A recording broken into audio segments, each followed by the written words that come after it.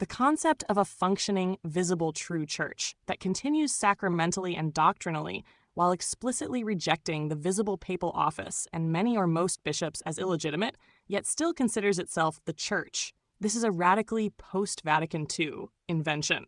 It is a novum, a theological mutation without precedent in the self-understanding of the church, east or west, for nearly 2 millennia. Let's carefully trace its non-development, that is, the absence of this idea in earlier centuries, and then how it suddenly erupts after 1962. 1. Before 1962, no church without a pope theology.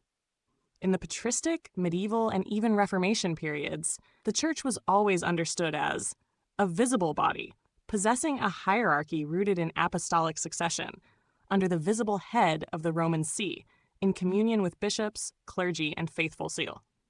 Even those who rejected the Pope, e.g. Donatists, Protestants, Orthodox, knew what they were rejecting: a visible, operating, head-bearing church that claimed universality and acted with juridical and sacramental force. They rejected it either by creating another visible body, Orthodox, creating a new theology of the invisible church, Reformers, or claiming their own jurisdiction was equal or superior, Anglicans. But they never said the church continues visibly as such, with true sacraments, bishops, priests, faithful, and missionary life, even though the visible head and most of its hierarchy are invalid. That's the sedevacantist claim. That's new. 2. Seed forms in history, partial analogs, not equivalents. There are shadows of this idea, but never the full form. A. Eastern Orthodoxy rejected the Pope as primatially universal, but still accepted patriarchal structure. Did not say the Church has no visible hierarchy. Preserved apostolic succession in a structured, sacramental hierarchical way. B. Conciliarism, 14th to 15th C, argued that the Pope could be judged by a council, but still understood the Church as hierarchical and that there was a true Pope, even if disputed. C. Protestants, 16th C and after, claimed Rome had fallen into apostasy and thus created new churches. Lutheran and Calvinist ecclesiologies tended towards spiritualized or local hierarchies. Their theology explicitly denied the need for a pope at all, but didn't say he was absent, just never meant to be there. None of these proposed a Catholic Church in exile without a pope waiting for restoration, while retaining Catholic sacramental theology. That required Bellarmine's seed, Vatican I's exaltation, Vatican II's rupture, and it only comes together after 1962. Nash 3. Post-Vatican II catalyst, the double inversion. Here's where everything flips. Vatican I, 1870, defined papal infallibility and universal jurisdiction. The Pope becomes ontologically central to Catholic identity. Vatican II, 1962 to 65, introduced ambiguous language, ecumenism, liturgical overhaul, religious liberty, perceived by many as doctrinal rupture. Now the traditional Catholic is faced with an unbearable contradiction. The one who guarantees orthodoxy has become a vector of confusion. But because Vatican was so intensified the image of the papacy, the traditionalist cannot bear to say, the Pope teaches error, but I remain under him. So he's left with a binary: submit to error or deny the Pope.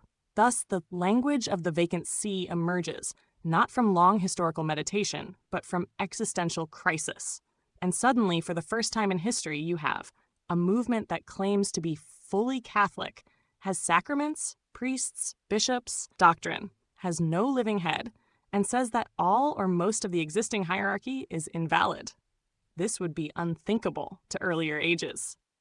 4. So where did the language and model come from?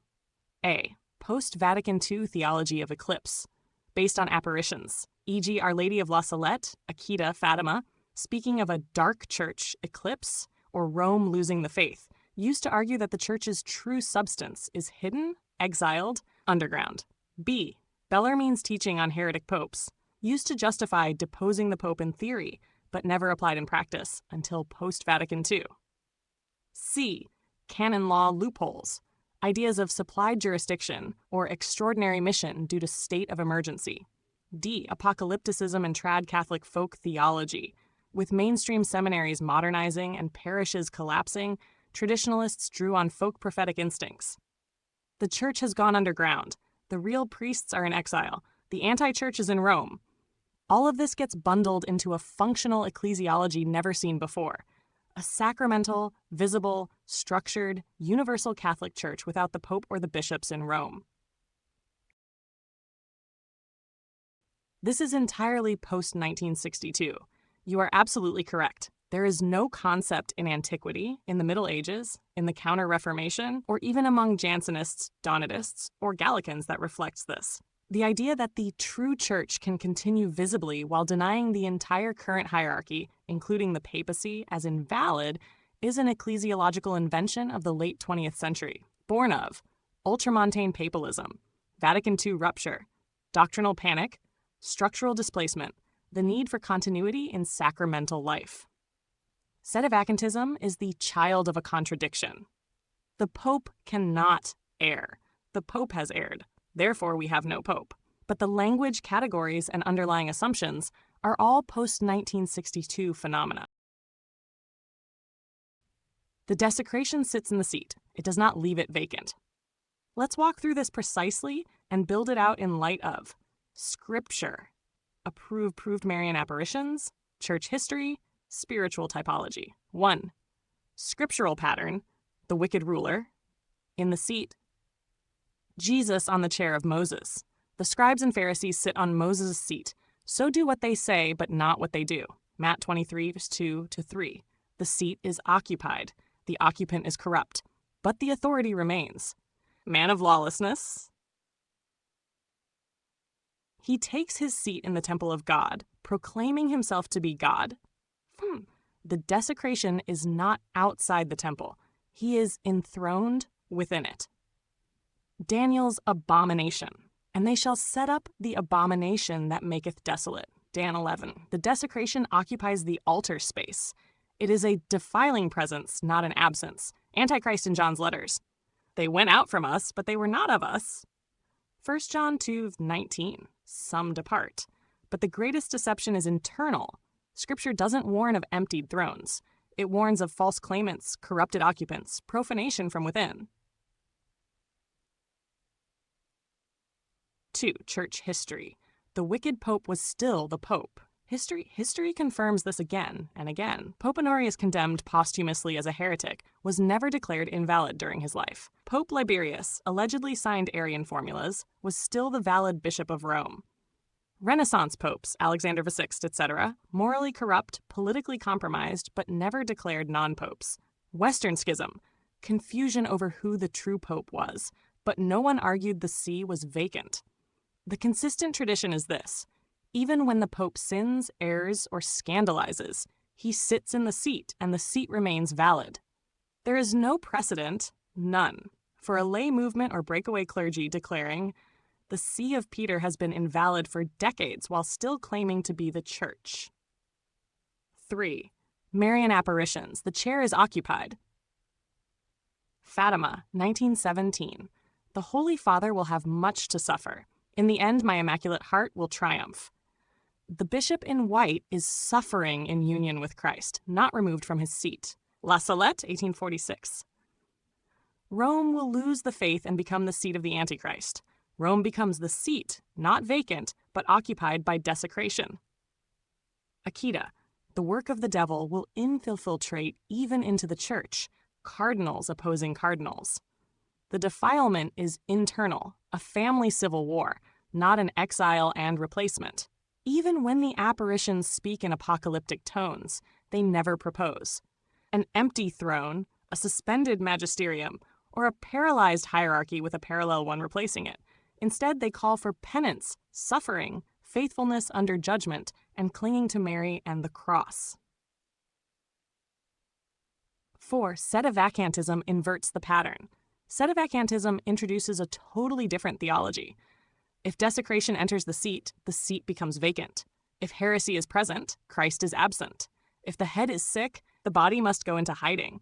This inverts the pattern of David under Saul, Christ under Caiaphas, Jeremiah under the corrupt priesthood, the church under Alexander VI, the saints under weak or wicked popes.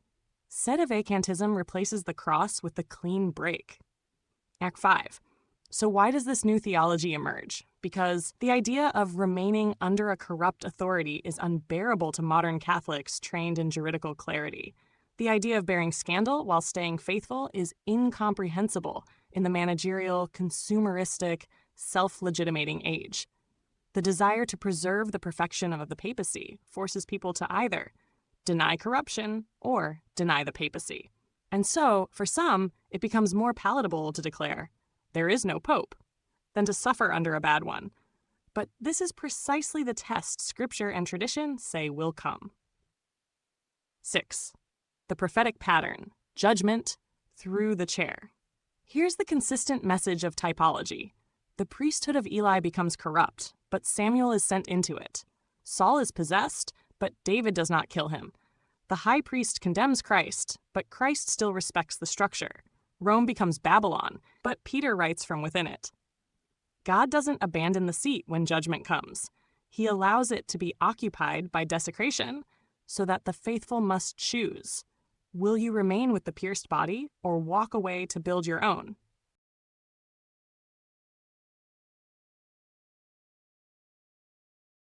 From Scripture to approved apparitions to church history, the consistent revelation is this. Desecration does not leave the chair empty. It enthrones itself in the chair. And the test is not, do you reject it? But do you suffer beneath it, trusting that the head is still Christ? Sedevacantism fails the test by evacuating the seat rather than enduring the profanation. Everyone today, both sedevacantists and their critics, debate within the sedevacantist framework. They accept the premise of the question, is the seat vacant or not? And this premise only exists because of a Post-Vatican I reinterpretation of the papacy. That is the intellectual capture. 1. Why is everyone talking in terms of vacancy? Because modern Catholic thought, especially post-Vatican I and intensified after Vatican II, has redefined papal authority in a way that makes perfection or legitimacy binary. Here's the new logic, shared by both sides. Classical Catholicism, modern Catholic framework. The Pope can sin, err in prudence, govern badly, etc., and still be Pope. If the Pope teaches error or governs ambiguously, his papacy is questionable or vacant. Authority endures through mystery, suffering, contradiction. Authority must be recognizably effective, sound, and Catholic at all times. Corrupt popes still carry the office, like Saul or Caiaphas. If the Pope ceases to be a visible beacon of truth, he's no longer truly Pope. This is the fruit of absolutist ultramontanism combined with modern managerial expectations. So even people who reject sedevacantism still argue on sedevacantist terms. He's the Pope, because. He's not the Pope, because. As if the truth of the papacy rested on the moral and theological performance of the Pope, not the institution instituted by Christ. To Vatican I, the ontological shift. Vatican I, 1870, did define papal infallibility and universal jurisdiction, but it carefully limited infallibility to ex cathedra definitions on faith and morals. But what happened in the imagination of the faithful was different. The Pope became an ontologically perfect figure, the last word, the light in the darkness, the person through whom Christ governs directly at all times. This new ideal created fragility. If the Pope missteps, the system breaks. If the Pope contradicts his predecessors, then he must not be Pope. If the Pope doesn't exercise authority in a certain way, the faithful panic. This is Bellarmine plus Vatican I's mass literacy, ultramontane devotionalism, existential papalism. And once that expectation becomes normal, vacancy becomes the only way to explain failure. 3. Sedevacantism's trick: colonize the language of the crisis. Sedevacantists never needed to win the argument. They just needed everyone else to speak in their terms. So now even faithful Catholics will say things like, if the Pope were a manifest heretic, he'd lose office. If he teaches heresy publicly, it proves he never was Pope. Let's examine whether he truly holds the office. This was never the way the Church talked about heretics, scandal, or even papal corruption. Instead, the Church once said, yes, he may err even gravely, but the office remains. We suffer, pray, and endure. Judgment belongs to God or a future council. Now, everyone wants forensic clarity in real time, and so the only framework that offers real-time clarity is vacant versus not vacant, valid versus invalid, is he or isn't he the Pope? That's Sedevacantism's victory, even among its opponents. The real question we should be asking, not, is the chair vacant? But rather, how does God test and sanctify his church through corrupted authority structures? This is the scriptural and patristic question. It allows us to reframe the current crisis without accepting sedevacantist categories. 5. Why the vacancy framework wins debates. Because it offers clarity in a time of chaos, judgment without ambiguity, certainty for the faithful who fear error, a visible exit route from a system they perceive as unfaithful. But that clarity comes at the cost of historical and theological continuity. The invisible victory of Sedevacantism. Your insight is devastating and true. The framework of vacancy versus non-vacancy is a modern construction, but now even mainstream Catholics debate within it. It's the sign that the intellectual territory has been lost, and we're now debating in the language of rupture, even if we think we're defending tradition.